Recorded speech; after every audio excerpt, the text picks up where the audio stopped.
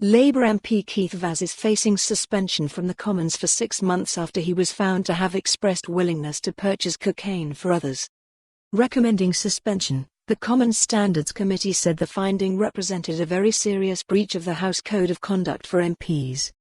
It said that by failing to cooperate fully with the Commons inquiry process, Mr Vaz had shown disrespect for the House's standards system and caused significant damage to the reputation and integrity of the Commons as a whole.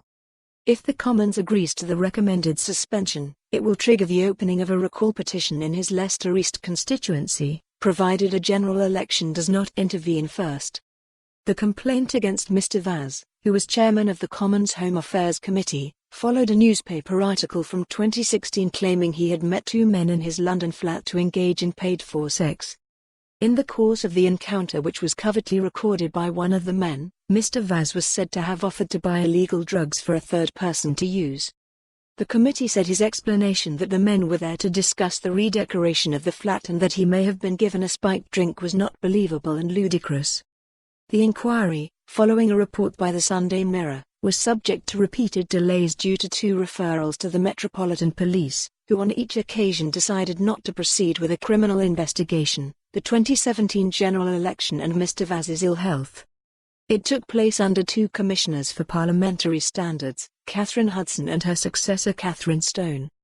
However, the committee said that if the MP had given a candid and cooperative account of the incident from the outset, it could have been concluded much earlier.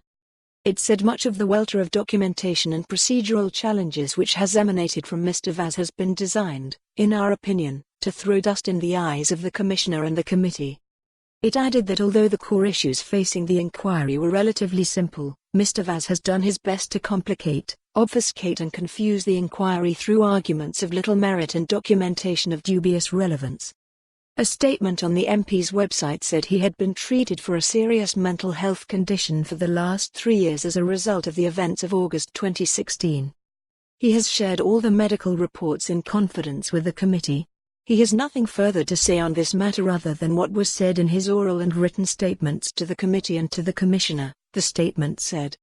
The committee dismissed claims by Mr Vaz that the recording of the meeting may have been doctored. It also brushed aside suggestions he had been suffering from amnesia in relation to Eve. For more on this story, visit the news article link.